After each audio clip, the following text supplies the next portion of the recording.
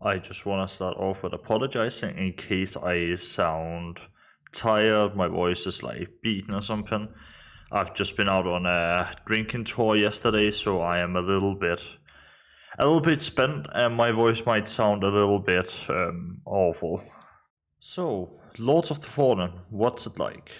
Well, my opinions on it is actually very mixed. There are some things about Lords of the Fallen that I absolutely adore, and that I think are actually some of the best I have seen. There are also things I fucking hate. It's kinda a mixed bag with Lords of the Fallen, like a lot of you probably know by now. And I don't have anything super unique to add to the conversation, but I'll try my best anyway. Lords of the Fallen, in case you don't know, is another new Souls-like that just released. And if you're confused by that, because there's another game called Lords of the Fallen from 2014, that's completely fair. They are, well, both set in the same universe. I'm pretty sure this is just a remake of the older one, despite being nothing like the older one, but whatever. It was kind of trash anyway. So we're going to be covering Lords of the Fallen 2022, not 2014. And Lords of the Fallen 2022 is a way more interesting game for a lot of reasons. Mainly that it isn't exactly bad. Lords of the Fallen 2022 has some really cool things about it. The design, the entire world that is set in is super interesting. But the issue arises when it comes to level design, enemy density, boss design, updates to the game, and almost anything else that has to do with gameplay. There are a couple of good things here, but there isn't a lot. So let's just get straight into it and talk a little bit about Lords of the Fallen 2022. To start out with the positive and good sides, I think Lords of the Fallen is beautiful. Straight up hauntingly beautiful most of the time. The way the world looks is fantastic. I could not really like it more than I do. It's gross, especially in the Umbral form. And I'll talk about Umbral mode looks specifically a little bit later on, but the world that you inhabit is gross in the best way possible. It's gothic eldritch horror at its best most of the time, and I think that's such a positive. It's something that you rarely see be done like right, but here they really do it right. They do it justice as a concept, and they also do it really well. And I think that's a really good thing. The enemy design is the exact same way. It's all pretty in this really hideous and ugly manner, and I think that's great. A good example of exactly what I mean is the church you inhabit for most of the game with like the hub area. This is like this broken down church, but you can clearly see that it used to be more. And although it doesn't top something like Dark Souls, it definitely gets close, and it's worth mentioning because it's so fucking good. And it's a major reason why I stopped with the game for the time that I did. And luckily for us, the entire looks thing just doesn't stop. The Umbral Realm was also really, really gorgeous in, again, a grotesque way. If you haven't played the game or you don't know anything about the mechanics in it, there is this mechanic where you can travel between the normal realm and Umbral Realm by taking out your lamp and doing a little animation. And they basically have different layouts and structures, and sometimes you'll have to go into Umbral mode to like go through a door or whatever, and then you can come out in normal mode. Umbral mode has its own fair share of issues, but looks isn't one of them. The way that they've designed Umbral mode or the Umbral realm is fantastic.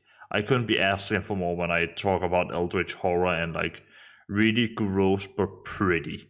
It reminds me of actually a lot of shit like Scorn and Beshinsky's work. It's really just that ew, but that's kind of cool though vibe across the entire thing.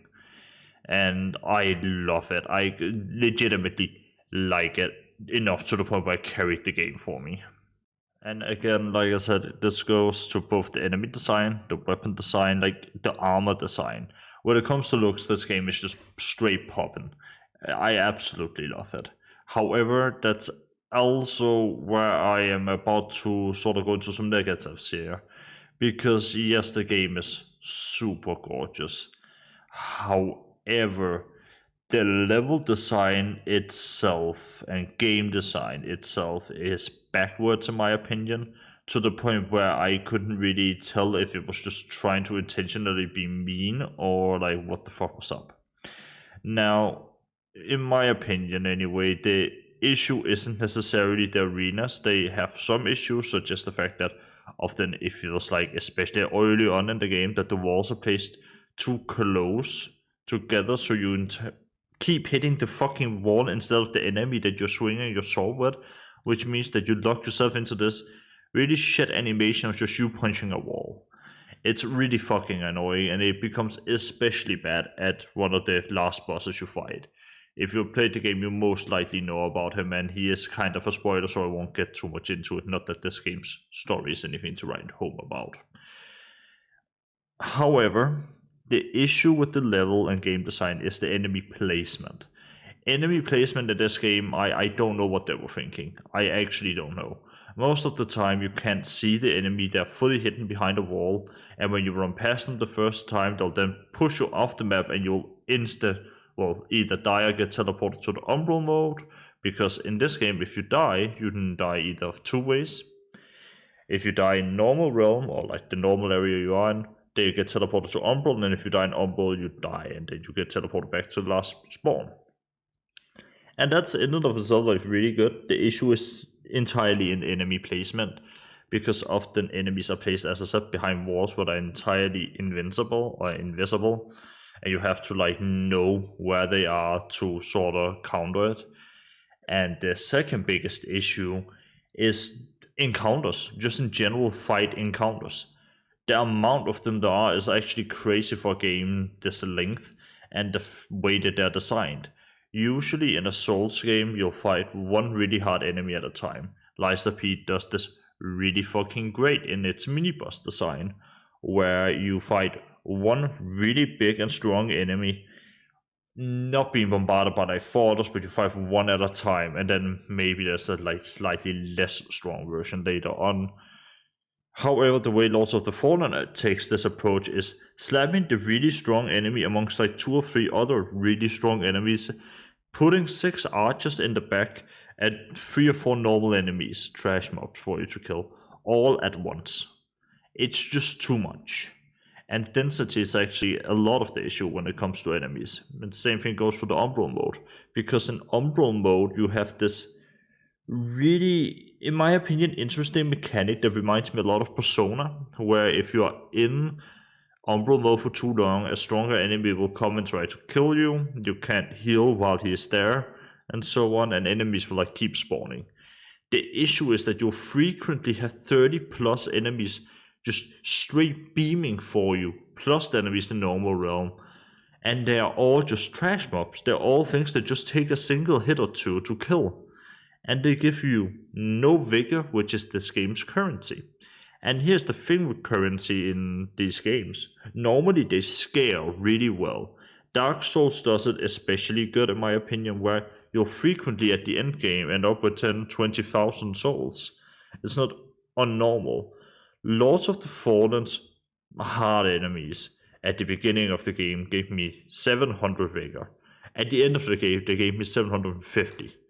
That's not good, at all. That's not a good conversion here with like the upgrading in soul or vigor. I think that's really fucking bad actually, because it means if you want to just grind out some levels, that takes forever. And it shouldn't, because it's just grinding out levels. And another big issue that also pops up when we're talking about that is attacking. In it of itself, I actually like it because it's a lot faster than Souls. There's a lot less commitment to it. So you can swing your sword and then you can immediately dodge afterwards, and you can do like all these crazy things, and I think that's really cool.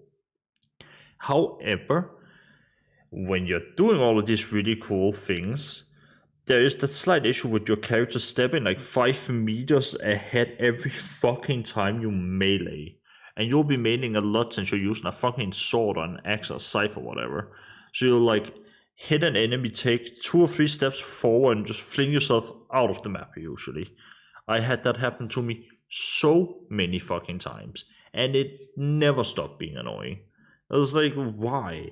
Why not just have him be stationary? Like, it doesn't make sense to do at all. But it is what it is, and like there are some legitimately good things about combat as well. The wither mechanic is super fucking cool, being that if you take damage while you have your shield up, it turns into gray health and you can recover that gray health by attacking. And I think that's great. If you do a perfect parry, you can like do a bigger chunk, and there are like different ways you can manipulate it and stuff. So you can like, as an example, you early on can get an upgrade to a lamp that lets you give the enemy a little bit of withered help by dodging at the right time, by getting a perfect dodge. I think that's really fucking cool. Like 10 out of 10, that's some good shit. But the issue immediately then arises when there's like 30 plus enemies, because you will never in a million years either one, dodge because they're all trash mobs, so you'll just kind of swing your swords a couple of times and they'll just die, or two, you'll get fucking slapped if you try to fight them. It's either or, and it's always that with this game. And I think that's such a shame, because there is a gym here. If they removed the stepping forward, if they removed a lot of the enemies and they did that enemy placement a little bit better, we would be golden. And it's frustrating because I like Lords of the Fallen. But then that happens, right? And the issue is, it's not just in one or two levels, and it's not just early on, it's throughout every level in the entire game. Because I did finish Lords of the Fallen. I finished it with one ending, but we'll get to that later.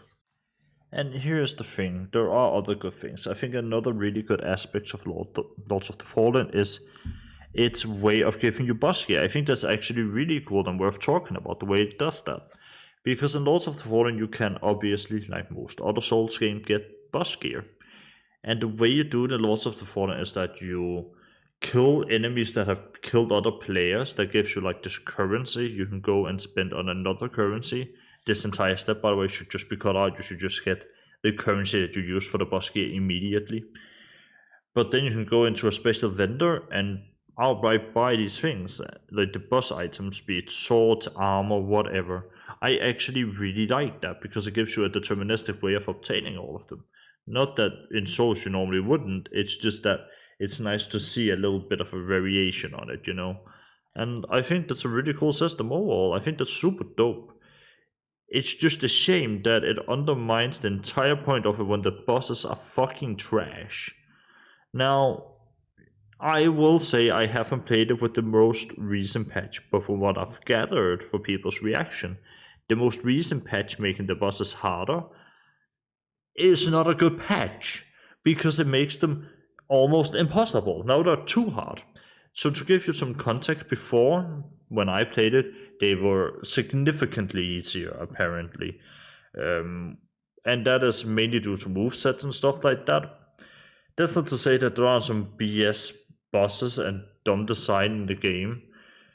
There is, but I don't really want to speak too much on it because I haven't played the current version of them. And I honestly cannot be fucked to go and play more Lords of the Fallen ever again.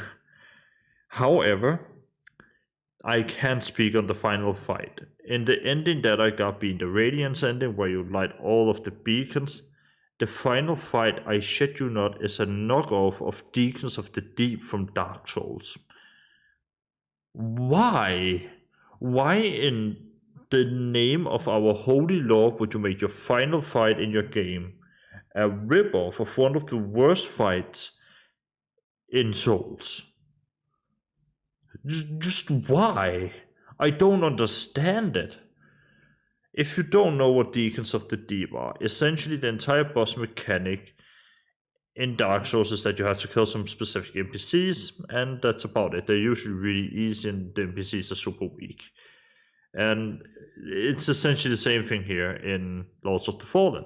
Lords of the Fallen has some specifically marked NPCs that you need to go and slap around for a bit. So you slap them around for a bit, and then the boss takes HP. It takes about 2 hits to kill one of these dudes. They then proceed to explode once they're dead in this lava puddle around them. I don't exactly understand what that was supposed to like do either. It's just kind of annoying. And then the final boss just kind of dies. There's no big boss fight, there's no cool design or anything, it's just that the end. And now you might be hoping here for some satisfying answer to the story. But I'm gonna spoil one thing for you. The ending to the game, and again, I don't understand why they would do that. It's literally just a PowerPoint slide. It's literally just some text on a black background.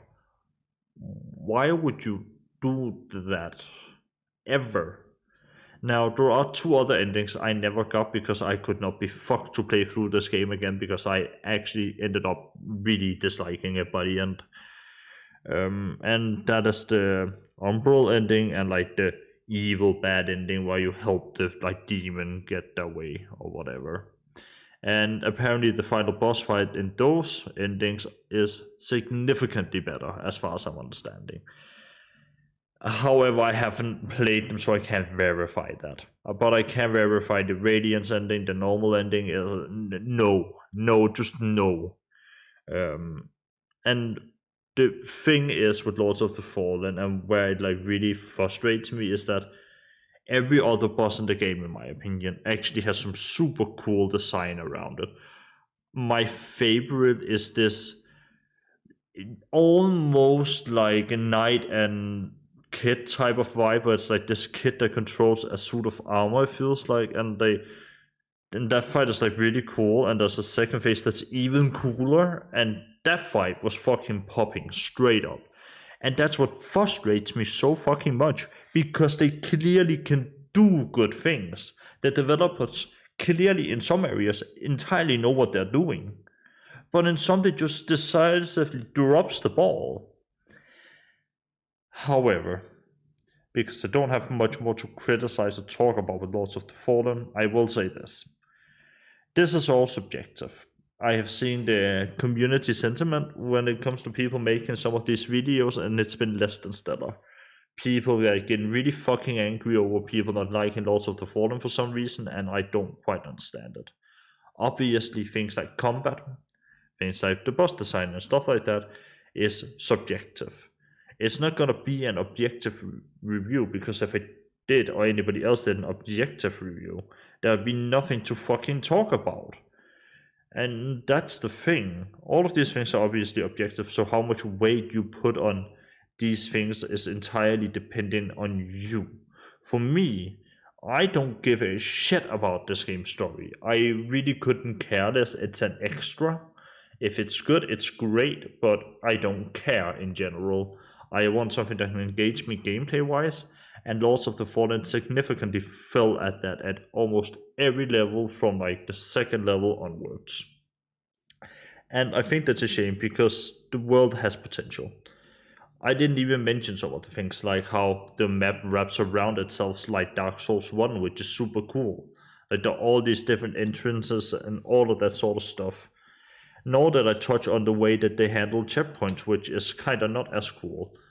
Where essentially in normal Dark Souls you just have your bonfires, you go up, you rest at them. Here you can plant some seeds that then act as a temporary checkpoint, and then you teleport back and forth to that seed. And once you place another one, the one you just placed will disappear.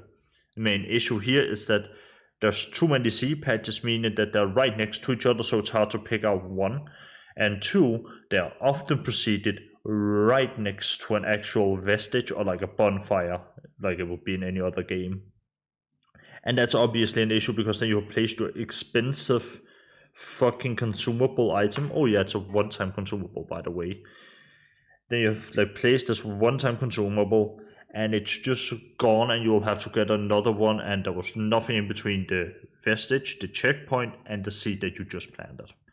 In addition, I could also mention how one of the most annoying enemies in the game is the Mimic. Not because they are hard to kill or anything, actually they're fairly easy. All you have to do is do the spirit grab thing with your lamp.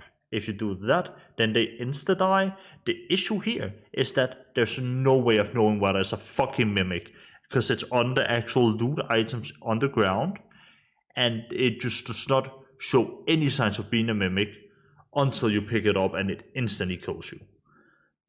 I'm gonna say this, just for the record, because I died so many times to them. This encourages you to actually go around and use that attack on every fucking single lootable item in the game. That is the most annoying, asinine, bullshit ass piece of shit design I have ever seen in my life. Stop it.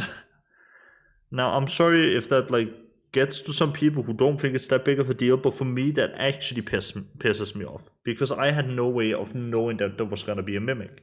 In Dark Souls, you can see the little chain out from the chest that indicates it's a mimic, so you don't have to run around and punch every chest. Not that that would be an issue because there aren't that many chests in comparison to just items on the ground. And that's my point. There are so many mimics in the game, and there's no way of knowing where there's a mimic. And obviously, that's not the biggest of deals at the big thing. If at the big picture, if they got everything else right, that wouldn't have been a problem. But the fact that there are so many issues in the game, and then on top of that, there's that, really annoying. I don't understand it. And for the love of God, as a final word here, for the love of God, for the developers, if there is any developer watching this, and never, ever buff bosses unless it's really actually necessary. I don't know why Lords of the Fallen decided to go into the fucking notepad editor and the game design folder and look at the bosses and be like, yes, we are gonna tune health up by 5,000%. Just don't do that. That's not a good idea. In general, as a rule of thumb, no, don't. Obviously, there are cases where a boss actually needs to be buffed, but this was not one of them. I don't understand why they buffed all of the bosses.